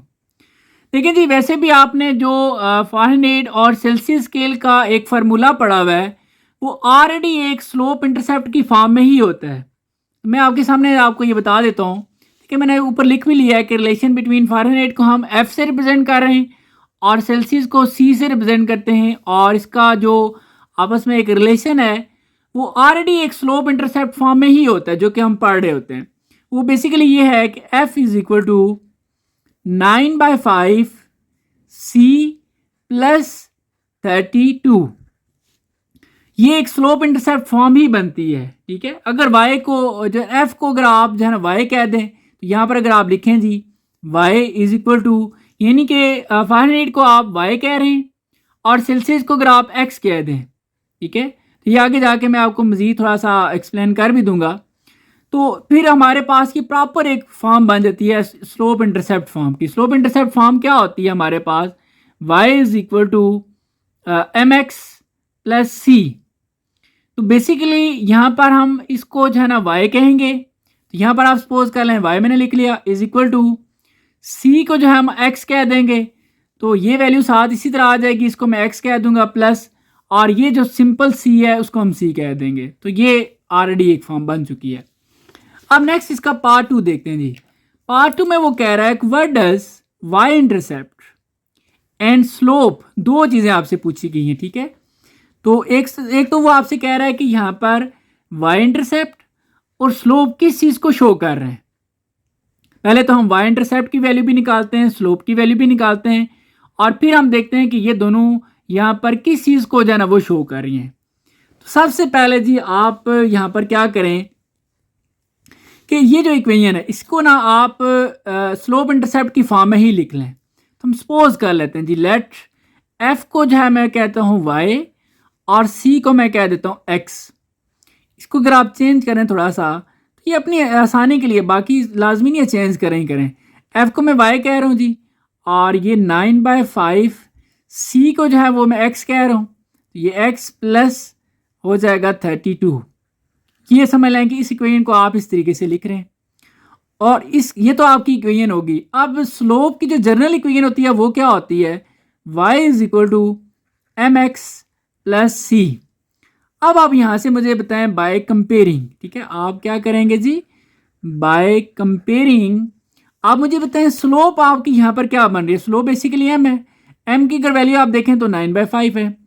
सो यहाँ पर स्लोप जो है वो आपके पास, जिसको आप m कहते हैं, जो कि है 9/5। फिर मैं आपको बताता हूँ यहाँ पर स्लोप किस चीज़ को शो करिए। और दूसरा हम क्या कर रहे थे जी, दूसरा हमारे पास y इंटरसेप्ट का पूछा गया है। तो आपको मैंने ये कहा था y इंटरसेप्ट के लिए आप x को 0 करते हैं, जब 0 करते हैं तो ये सारा 0 हो जाता है। तो y इंटरसेप्ट आपके पास आता है c के, और c को अगर आप देखें वहाँ पे बनता है 32। यानी कि इन सिंपल वर्ड्स y इंटरसेप्ट आपके पास बन रहा है जी, जिसको हम c कह देते हैं, और ये आपके पास बन रहा है 32। अब हमने ये बताना है कि ये दोनों किस चीज़ को शो कर रहे हैं। तो यहाँ पर पहले मैं लिख लेता हूँ। तो मैंने लिखा जी कि स्लोप यहाँ पर शो कर रही है rate of increase in temperature. मतलब टेम्परेचर बेसिकली आप ये देखें फ़ारेनहाइट, सेल्सियस, ये दोनों टेम्परेचर है ना। तो यहाँ पर ये जो 9/5 है ये शो कर रहा है rate of increase in temperature in Fahrenheit. यानी कि जो इसमें चेंजिंग आएगी, देखिए इसमें चेंजिंग सारी वो एक तो डिपेंड कर रही है सी के ऊपर। आप सी में अगर आप 1 डिग्री का चेंज लाते हैं तो 1 डिग्री बेसिकली 9/5 से मल्टीप्लाई होगा, और फिर उसमें 32 ऐड होगा, तो ये टोटल इंक्रीज आ जाएगा एफ में। इसी तरह आप लेट्स सपोज फ़ारेनहाइट में 2 जो है ना वो इंक्रीज करते हैं, तो ये जो है ना इसमें फिर कितनी चेंजिंग आएगी एफ में, वो 2 जो है ना इसके साथ 9 से सॉल्व होगा, इसमें 32 ऐड होगा, तो ये इसमें चेंजिंग आ जाएगी। सो बेसिकली ये एक ऐसा फैक्टर है जो कि आप सी में चेंजिंग तो करेंगे, लेकिन सी की चेंजिंग के साथ साथ ये वैल्यू उसको मजीद जो है ना वो इन्हेंस या ज़्यादा कर रही है। सो हम ये कह सकते हैं कि यहाँ पर जो 9/5 है ये इसको मजीद बढ़ा रहा है, ठीक है। तो यही मैंने लिखा कि स्लोप बेसिकली 9/5 स्लोप है, shows rate of increase in temperature in Fahrenheit, जिसको हम एफ कह रहे हैं। अब वाई इंटरसेप्ट क्या शो कर रहा है, तो वाई इंटरसेप्ट बेसिकली यहाँ पर जो है ना वो 32 है। अब आपसे मैं पूछता हूँ ये जो 32 है इससे मतलब क्या है। तो वाई इंटरसेप्ट में अगर आप इन सिंपल वर्ड्स जब हम बात करते हैं वाई इंटरसेप्ट की, तो हम एक्स को 0 कर लेते हैं, तो ये सारा हिस्सा तो 0 हो जाता है, ये भी 0 हो जाएगा। इन सिंपल वर्ड समझ लें ये भी 0 हो जाएगा। F is equal to direct 32 आ जाएगा। यानी कि फ़ारेनहाइट का टेम्परेचर स्टार्ट ही 32 से होता है, ठीक है। जैसे बाकी हम कहते हैं ना कि वो 0 से स्टार्ट हो रहा है, लेकिन ये स्टार्ट ही 32 से होता है। सो यहाँ पर हम ये लिख लेते हैं कि मैंने लिख दिया Y intercept shows that temperature in F mean Fahrenheit starts from 32, यानी कि देखें लेट्स सपोज यहाँ पर अगर आप सी की वैल्यू 1 भी पुट करते हैं तो ये फिर भी इसमें 32 ऐड होगा, तो ये ऑलरेडी ही होता है, यानी कि ये स्टार्ट ही 32 से हो रहा है। ठीक है जी, ये आपका जो है ना वो दोनों का मीनिंग भी आ गया। अब नेक्स्ट इसका जो पार्ट 3 है जी, what is temperature in Fahrenheit, यानी कि एफ की वैल्यू आपसे वो पूछ रहा है, आपने फाइंड करनी है। When temperature in Celsius is 5 degree centigrade, या सेल्सियस भी आप कह सकते हैं, यानी कि बेसिकली दोनों स्केल्स है ना, तो वो आपसे कहता है अगर सेल्सियस वाला टेम्परेचर इतना हो तो फिर फ़ारेनहाइट का टेम्परेचर कितना होगा। तो वेरी सिंपल है जी, हम वैल्यूज पुट करके देख लेते हैं। फ्रॉम 1 में 1 आपके पास क्या है, F is equal to 9/5 C plus 32। अब देखें अगर ये 5 हो तो ये इस स्केल में टेम्परेचर कितना होगा, तो सेल्सियस में सिंपल 5 है, ठीक है हम लिख लेते हैं जी यहाँ पे 5, सी की जगह हम 5 लिखेंगे। अब हम देखते हैं कि इसमें तो 5 है, इसमें कितना उस टाइम होता है, ठीक है, जब स्केल का डिफरेंस आ जाए तो ये 5 और 5 कैंसिल हो गया, तो 9 + 32 करेंगे तो ये आ जाता है जी 41, ठीक है, और ये फ़ारेनहाइट में है। तो ये आपका जब आपका सेल्सियस में 5 होगा तो फ़ारेनहाइट में 41 होगा, ठीक है जी, और यही आपका आंसर बी है। तो ये बाय वर्ड्स भी हमने लिख लिया कि when temperature is 5 degree Celsius तो it is 41 Fahrenheit in Fahrenheit में होता है, ठीक है जी। तो ये आपका क्वेश्चन कंप्लीट हो जाता है। अब नेक्स्ट क्वेश्चन नंबर 8 है जी हमारे पास, क्रिकेट टीम, एक टीम है जी, क्रिकेट टीम है, स्कोर्स 96 रन इन 16 आवर्स, ठीक है, 16 यानी कि सिंपल वर्ड्स में हमारे पास 16 आवर्स हैं और 96 वो रन बना लेते हैं, ठीक है, एंड इसी तरह 180 रन इन 30 आवर्स। तो आप यूं सिंपल सादा देखें, पहला बल्कि आप देखें पॉइंट्स में वो कहता है write an equation of line for this situation, आपने एक इक्वेशन बनानी है। देखिए एक पॉइंट आपका ये देखें, पॉइंट आपका एक एक्स होता है एक वाई होता है ना, हम सपोज कर लेंगे यहाँ पर इसको एक्स और इसको वाई, ये हमारा एक पॉइंट बन जाएगा और ये हमारा दूसरा पॉइंट बन जाएगा। दो पॉइंट्स की मदद से हम इक्वेशन लिख सकते हैं। देखें जी, सपोज पहले हम कर लेते हैं यहाँ पर कुछ चीज़ें कि लेट नंबर ऑफ आवर्स कितने हैं जी हमारे, इसको हम सपोज कर लेते हैं एक्स, इसको हम एक्स कहते हैं, इसको हम वाई कह देंगे। तो नंबर ऑफ आवर्स हमारे पास एक्स हो गए, और इसी तरह नंबर ऑफ स्कोर्स या रन्स भी आप कह सकते हैं, ठीक है, स्कोर्स कह देते हैं, इनको आप जो है वो कह दें वाई। अब आप इनको ज़रा पॉइंट्स बनाएं, देखिए हम इसको कह देंगे एक्स और ये हमारे लिए हो जाएगा वाई। तो अगर सपोज x1 हमारे पास 16 है, यानी कि इसको हम 16 कह रहे हैं क्योंकि दो पॉइंट है इसलिए मैं इसको 1 कह रहा हूँ, तो ये x1 हो गया।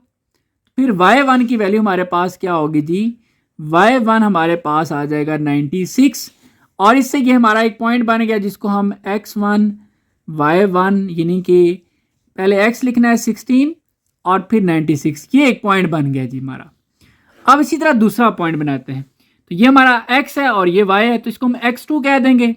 x2 हमारे पास 30 आवर्स हैं और y2 हमारे पास जो है वो बन जाता है 180, ठीक है जी। इसको अब आप पॉइंट की फॉर्म में लिख लें ऐसे, x2 y2 is equal to ये हमारे पास 30 और ये आ जाएगा 180।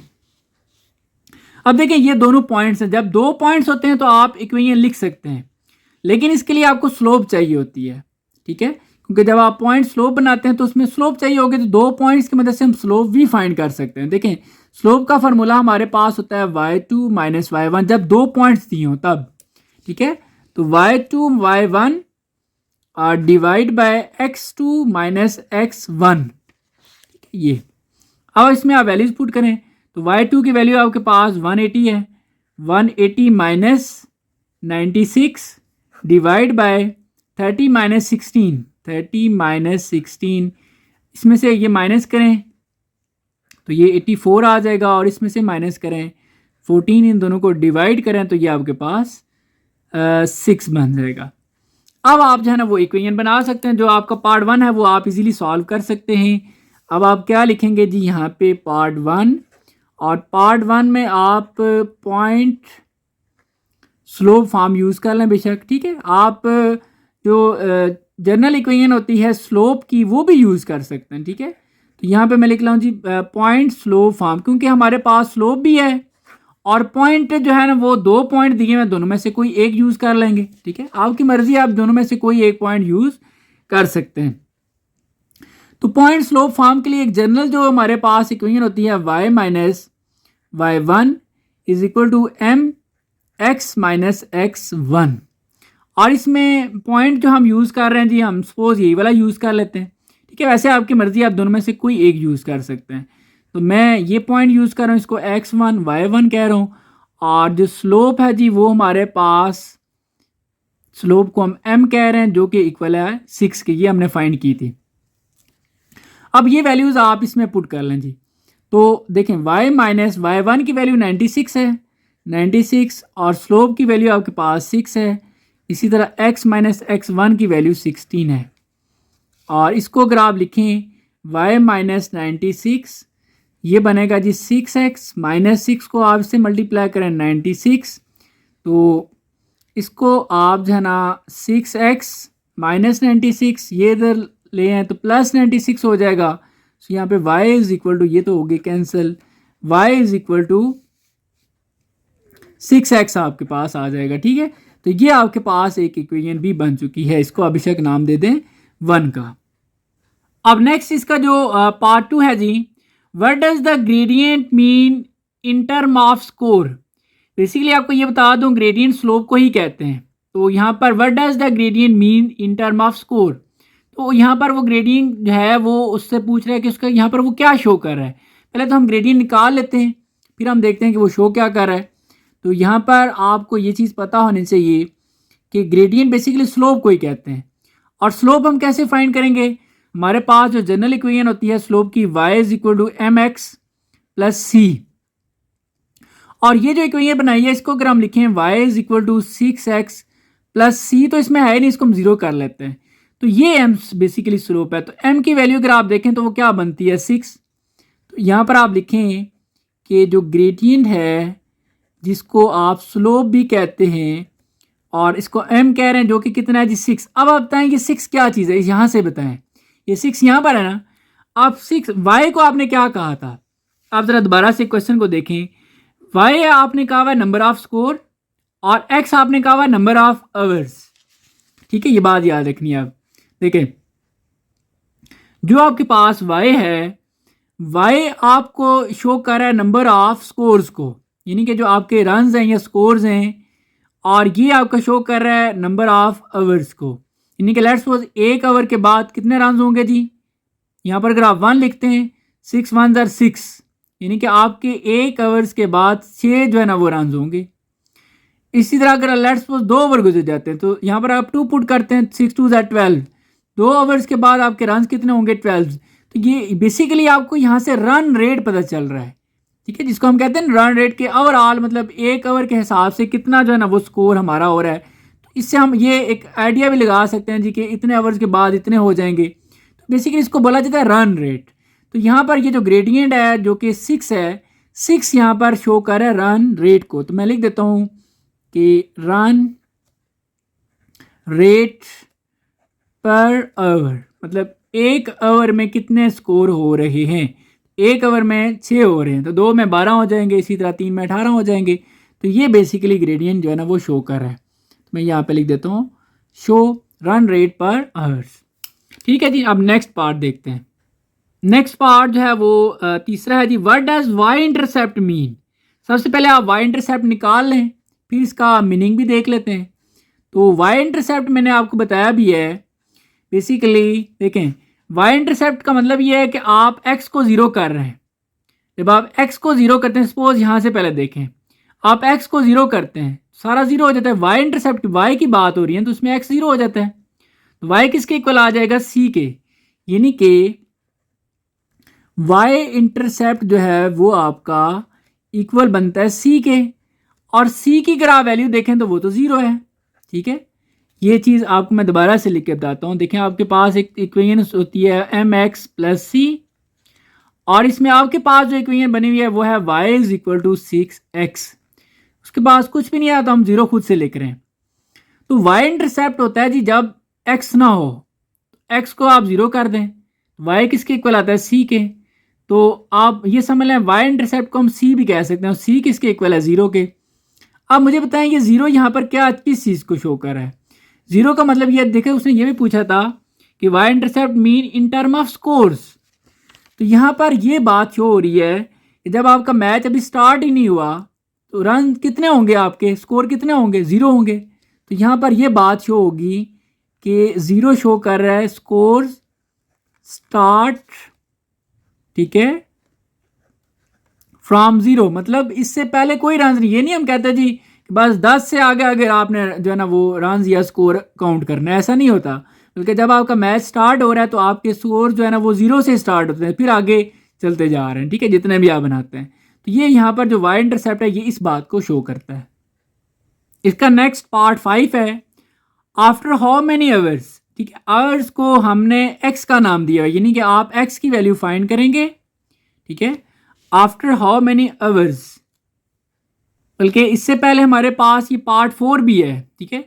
Word will be the predicted score after 45 hours, मतलब 1 आवर में जो है ना वो 6 रन बन रहे थे। अब आपसे पूछता है कि वो 45 आवर्स के बाद कितने जो है ना वो स्कोर होंगे। सो बेसिकली यहाँ पर जब उसने कहा word will be the predicted score, score को हमने वाई से रिप्रेजेंट किया हुआ है, इसका मतलब ये हुआ कि हमसे वाई की वो वैल्यू पूछ रहा है। और 45 आवर्स मतलब एक्स की वैल्यू जो है ना, आवर्स को हमने एक्स से रिप्रेजेंट किया था, एक्स की वैल्यू उसने 45 दे दी है। तो आपके पास जो आपकी इक्वेशन बनी हुई है जिसको आपने 1 का नाम दिया हुआ है, उसको अगर आप लिखें तो वो है y is equal to 6x, और यहाँ पर 6 और x की जगह आप लिख लें 45। तो ये आपके पास बन जाएंगे जी 270, यानी कि 45 आवर्स के बाद आपके पास जो रन होंगे वो कितने होंगे, 270। यहाँ पर लिख लें, ऐसे ही आपके जो स्टेटमेंट है क्वेश्चन की उसकी फॉर्म में, तो ये मैंने लिख दिया जी the predicted score after 45 hour is 270 run, ठीक है। यही हमने जो मतलब स्टेटमेंट थी सारी वही लिख दी। अब इसका जो नेक्स्ट 5 पार्ट है, आफ्टर हाउ मेनी आवर्स, आप देखें एक्स की वैल्यू आपसे पूछ रहा है, ठीक है, आवर्स को हमने एक्स का नाम दिया हुआ है, एक्स की वैल्यू आपसे वो पूछ रहा है। The predicted score will be, score को हमने वाई से रिप्रेजेंट किया है, सो वाई आपकी वैल्यू दी हुई है 240। अब ये वैल्यू आप पुट करें 1 में, सो मैं लिखता हूँ जी फ्रॉम 1 आपके पास इक्वेशन जो बनाई थी आपने, y is equal to 6x, Y की वैल्यू उसने दी हुई है 240, x की वैल्यू आपने फाइंड करनी है। तो ये 6 इस 240 से डिवाइड होगा तो ये आपके पास आ जाएगा जी 40। So in simple words x is equal to 40 आपके पास आ चुका है।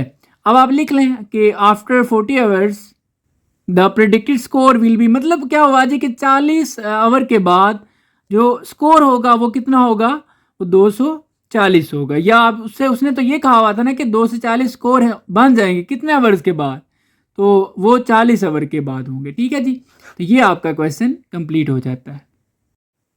अब नेक्स्ट क्वेश्चन नंबर 9 है, अब्दुल्ला रेंटेड अ ट्रक, एक स्टूडेंट है जी जिसका नाम समझ लें अब्दुल्ला है, रेंटेड अ ट्रक, वो एक ट्रक जो है ना वो रेंट पे लेता है फॉर 1 डे, एक दिन के लिए, ठीक हो गया जी। फिर वो क्या होता है जी, द ट्रक कंपनी, वो जो कंपनी है वो चार्ज करती है 5,000 रुपये पर डे, मतलब एक दिन का वो 5,000 रुपये चार्ज कर रहे हैं, ठीक है। एंड इसके साथ एंड सम एडिशनल मनी, इसके अलावा भी पर किलोमीटर, 1 किलोमीटर के हिसाब से भी वो चार्ज कर रहे हैं। ये नहीं पता कि कितने चार्ज कर रहे हैं, लेकिन उन्होंने कहा कि उनके फिक्स चार्जेस समझ लें कि वो 5,000 रुपये हैं, और बाकी वो 1 किलोमीटर होगा, किलोमीटर के हिसाब से वो जो है ना वो पैसे ले रहे हैं। ही ड्राइव्स 125 किलोमीटर, अगर वो यानी कि जो अब्दुल्ला है वो अगर 125 किलोमीटर ड्राइव करता है और वो कितने पे कर रहा है जी, 30,000 रुपये, ठीक हो गया। Right an equation in point slow form that describe the situation, इसको आपने एक इक्वेशन की फॉर्म में लिखना है। तो देखें जी, सबसे पहले हम कुछ चीज़ें लेट कर लेते हैं कि ये सारा कुछ मिला के टोटल अमाउंट जो है इसको हम किससे शो करेंगे। तो यहाँ पर हम लिखते हैं जी टोटल कॉस्ट, जिसको हम रिप्रेजेंट करेंगे वाई से, और दूसरा चूंकि यहाँ पे बात हुई है पर किलोमीटर के हिसाब से, तो उसको हम लिख लेते हैं जी के नंबर नंबर ऑफ किलोमीटर, जितने भी आप वो किलोमीटर ट्रैवल करेगा, आप सारी बात उस पर डिपेंड करती है ना, ठीक है। एक तो उसने 5,000 देने ही देने हैं, बाकी वो पर किलोमीटर के हिसाब से देगा, तो इसलिए हम लिख दिया नंबर ऑफ किलोमीटर जो है ना वो एक्स, ठीक है। यानी कि टोटल जो कास्ट है वो डिपेंड करती है एक्स के ऊपर, ठीक है। और इसके अलावा एक और चीज़ पे भी डिपेंड करती है, वो भी हम लिख लेते हैं कि एडिशनल, ठीक है, आप इसको कह सकते हैं एडिशनल चार्जेस, ठीक है, एडिशनल चार्जेस पर किलोमीटर। तो वो हमें पता तो नहीं है, और वो भी हम सपोज कर लेते हैं कि हम उनको एम कह देते हैं। अब ज़रा आपने इस चीज़ को समझना है। अब देखें पार्ट 1 में वो हमसे कह रहा है write an equation in point slope form. Point slope form हमारे पास ये होती है y is equal to y1, y minus y1 is equal to m x minus x1। अब देखें इसमें बेसिकली हमें दो चीज़ें चाहिए होती हैं, एक स्लोप चाहिए होती है, दूसरा हमें एक पॉइंट चाहिए होता है जिसको हम x1 और y1 कहते हैं। पॉइंट हम बना लेते हैं जी, कोई मसला नहीं है, लेकिन स्लोप हमें फाइंड करनी पड़ेगी, ठीक है।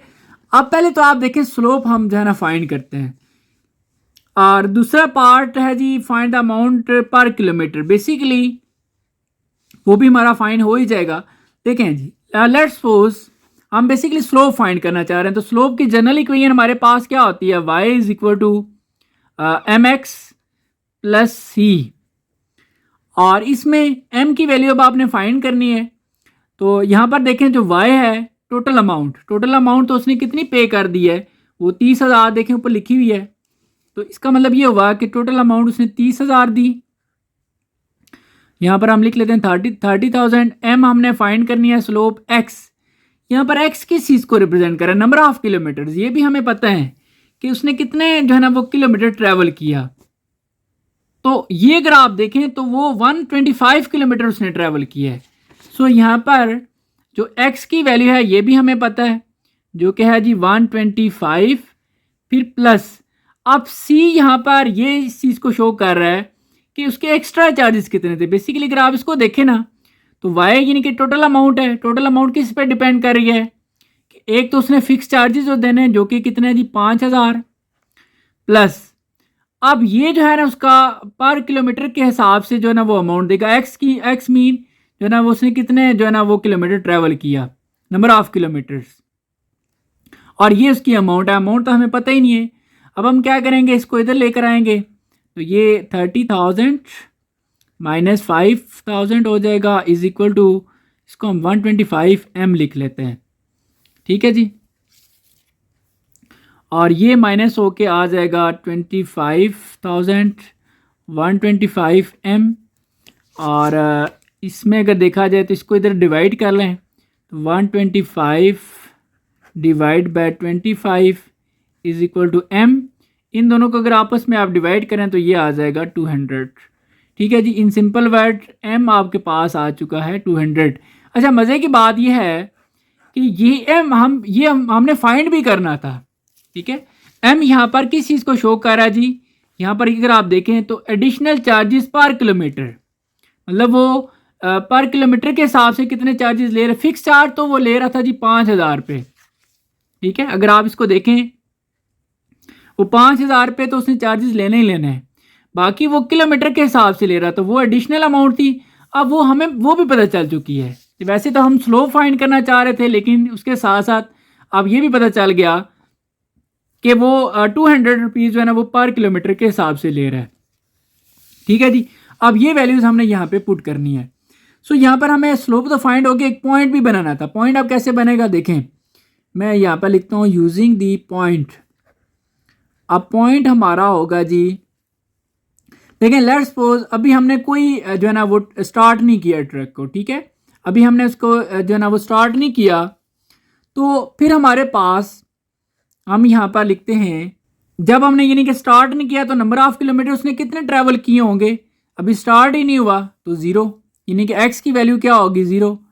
लेकिन हमें जो है ना वो अभी हमने चलाया तो नहीं है, लेकिन हमें फिक्स चार्जेस तो हमें देने पड़ेंगे, यानी कि y टोटल कास्ट फिर भी कितनी बनती है, वो 5,000 रुपये बन रही है। यानी कि क्योंकि ये चीज़ तो हमने आगे जो है ना वो किलोमीटर के हिसाब से बाकी अमाउंट देनी है, बाकी 5,000 फिक्स देना ही देना है। तो ये हमारा एक पॉइंट बन गया। ये एक वेरी इंपॉर्टेंट पॉइंट है, ये आपने समझना है ये कैसे बना है। देखें, ये हमने ये कहा कि अभी हमने ट्रक को यूज़ भी नहीं किया तो हमने ये पे कर दिए हैं, ठीक है। तो एक्स बेसिकली हमने नंबर ऑफ किलोमीटर को एक्स बोला हुआ है और टोटल कास्ट हमारी वाई है। एक्स हमारे पास अभी 0 है, फिर भी हमने वाई जो है ना 5000 पे किया है, ठीक है। अब और पॉइंट भी आपके पास आ चुका है और स्लोप भी आपने फाइंड कर लिया जी। स्लोप आपके पास जिसको आप m कह रहे हैं जो कि है 200। अब ये वैल्यूज़ आप उसमें पुट करें। सो y माइनस y1 की वैल्यू आ जाएगी जी 5000 इज इक्वल टू m की वैल्यू आपके पास आ जाएगी 200 और x माइनस x1 की वैल्यू 0। तो ये आपके पास है वो इक्वेशन बन चुकी है, ठीक हो गया जी। अब नेक्स्ट जो आपका पार्ट है वो देखें।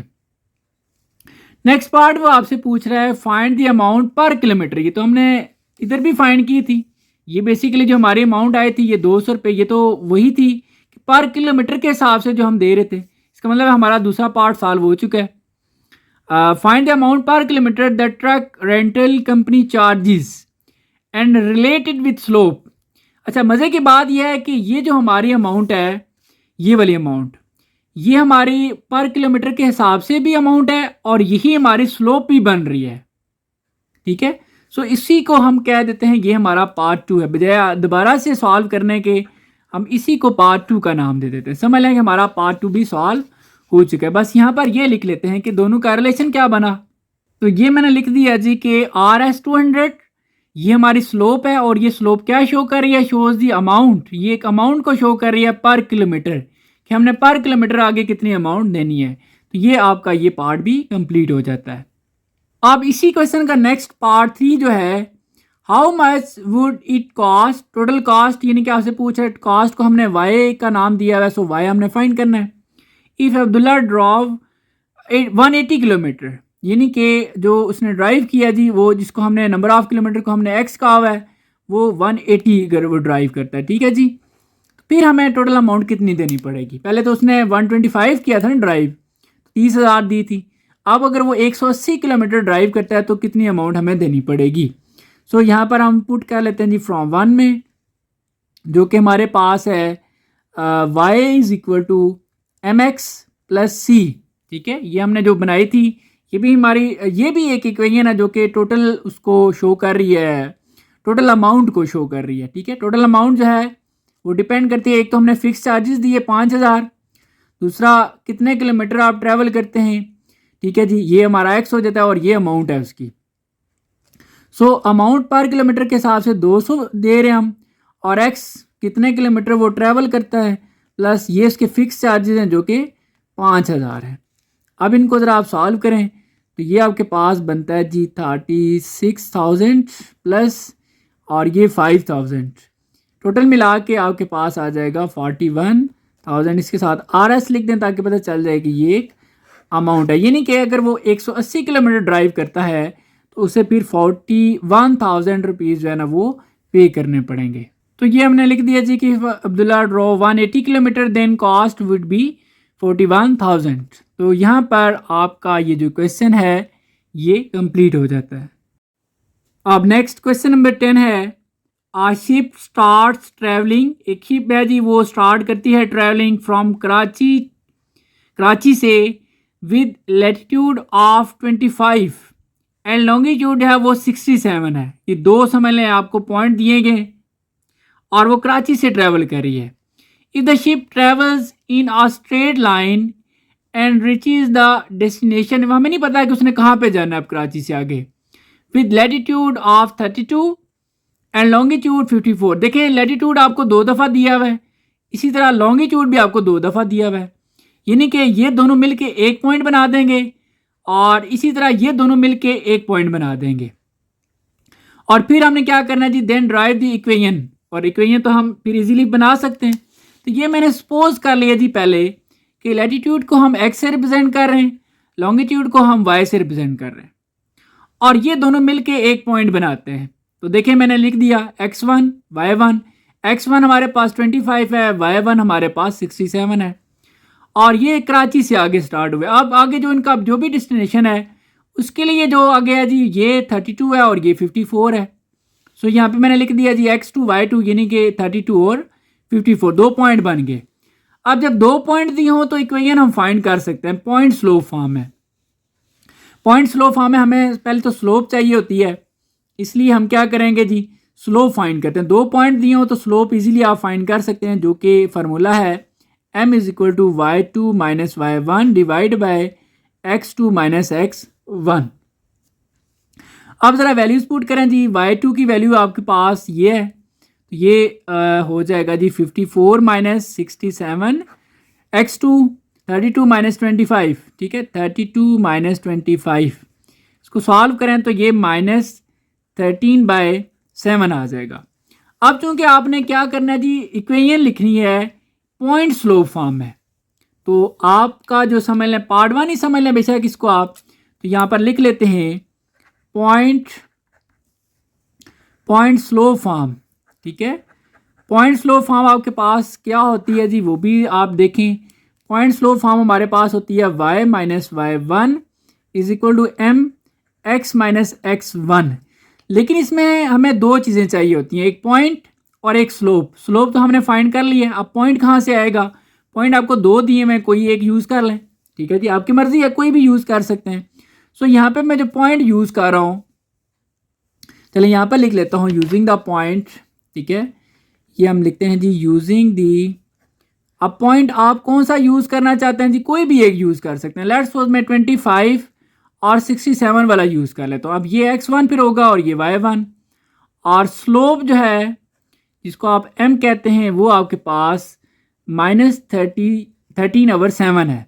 अब ये वैल्यू इसमें पुट करें, सो y माइनस y1 की वैल्यू 67 और m की वैल्यू -13/7, x माइनस x1 की वैल्यू 25।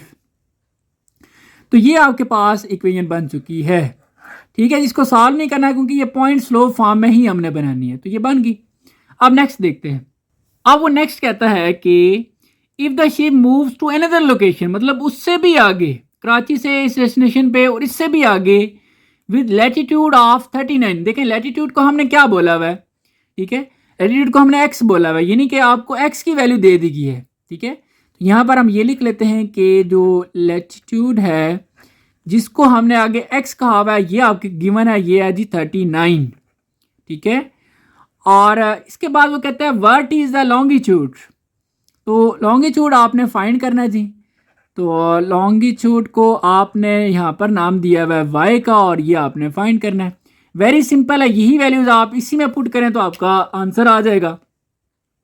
यहाँ पर आप x की वैल्यू पुट करें तो y की वैल्यू आ जाएगी। सो हम पुट करते हैं इसी में, शायद इसको आप 1 कह दें, ठीक है, और इधर लिख दें जी पुट इन 1 या फ्रॉम 1। फ्रॉम 1 y माइनस 67 और ये -30/7। इसी तरह x की जगह आप क्या लिख लेंगे जी, यहाँ पे x की जगह 39, तो ये मैंने लिखा जी 39 माइनस 25। इसको अगर आप सॉल्व करें -13/7 इसमें से माइनस करेंगे तो ये आ जाएगा 14, 7 1 7 7 2 14, तो ये दोनों मल्टीप्लाई होके -26। तो y माइनस 67, ये 67 इधर आके ये हो जाएगा +67। सो आपके पास इन दोनों को अगर आप सॉल्व करें तो 41 आ जाएगा, ठीक है जी। लॉन्गिट्यूड जो है वो ईस्ट डायरेक्शन में है, सो इसको हम जो है ना y कह देते हैं, और ये हमारा पॉइंट सॉल्व हो जाता है। ये हमें कैसे पता चला कि हमने इसके साथ ई लिखना है? देखें जो भी लॉन्गिट्यूड है, अगर आप क्वेश्चन के अंदर देखें तो वो हमें जो वैल्यूज गिवन है वो इसी तरह ई की ईस्ट है, इसलिए हमने इसके साथ ई भी लिख लिया आंसर्स में, ठीक है जी। तो ये आपका यहाँ पे क्वेश्चन कंप्लीट हो जाता है। अब नेक्स्ट क्वेश्चन नंबर 11 है length and width of plot. एक प्लॉट है जी, उसकी जो लेंथ और विड्थ है वो आपको इस रेशो में दी हुई है 2:1, ठीक है।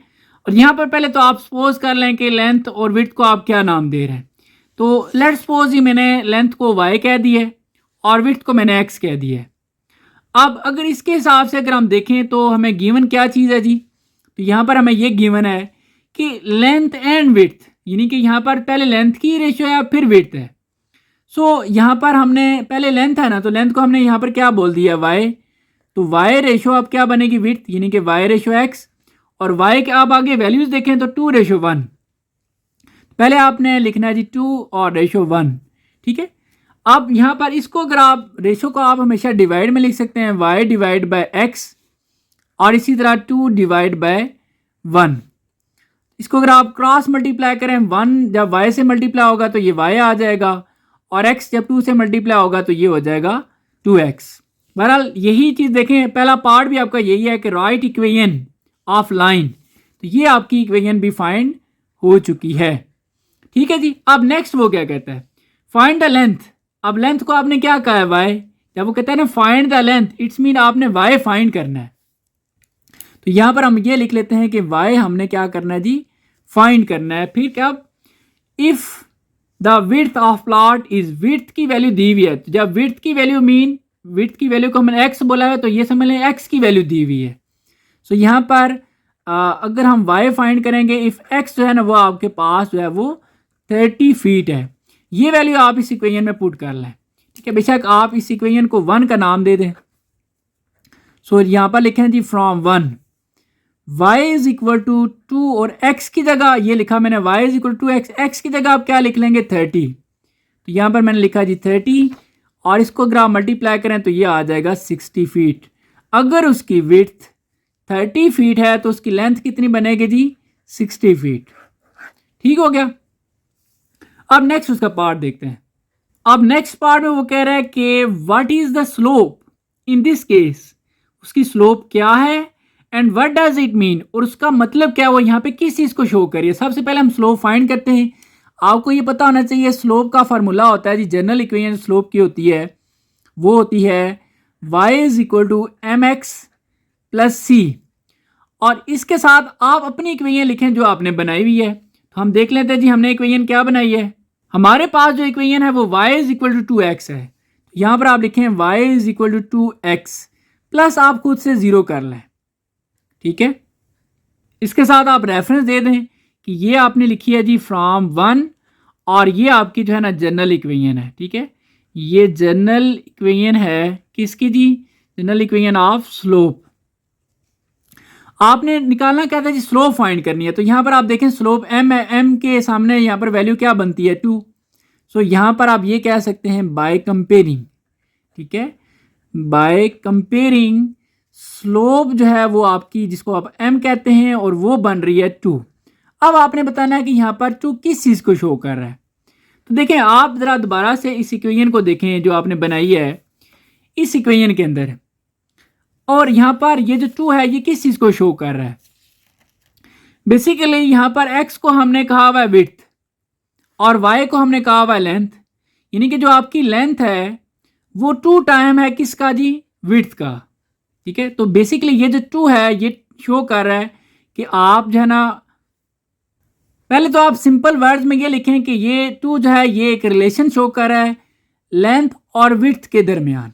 तो यहाँ पर हम ये लिख लेते हैं कि स्लोप इज 2 विच शोज, ठीक है, हम लिखते हैं जी विच शोज रिलेशन, ये एक रिलेशन बना रहा है बिटवीन लेंथ एंड विड्थ, ठीक है। अब कैसा रिलेशन है इसमें, इन दिस केस आप ये लिखेंगे यहाँ पे, ठीक है, एंड इन दिस केस, इसी केस में सिर्फ, ठीक है, in this case it mean length. अब रिलेशन को हम मजीद एक्सप्लेन कर रहे हैं कि जो लेंथ है वो क्या है जी, इज 2 टाइम्स विड्थ, यानी कि आप विड्थ को 2 से मल्टीप्लाई करेंगे तो आपके पास लेंथ आ जाएगी। इन सिंपल वर्ड जो आपकी लेंथ है वो डबल है विड्थ का, ठीक है। अब यहाँ से ज़रा देख भी सकते हैं, देखें जब विड्थ आपके पास 30 थी तो आपके पास लेंथ क्या आई थी 60, ठीक है। तो ये बेसिकली ये जो 2 है ना ये उसको लेंथ को जो है ना वो डबल कर रहा है। तो ये यहाँ पर जो है ना वो हमारे पास ये 2 का मीनिंग भी है और ये इसको शो कर रहा है। तो यहाँ पे आपकी ये जो एक्सरसाइज है ये कंप्लीट हो जाती है जी। और आप लोगों ने जिसने अभी भी फजल एकेडमी यूट्यूब चैनल को सब्सक्राइब नहीं किया हुआ लाजमी सब्सक्राइब करना है। और बाकी जी पढ़ाते हुए कोई बात आपको बुरी लगी है तो मैं आपसे माजरत चाहता हूँ।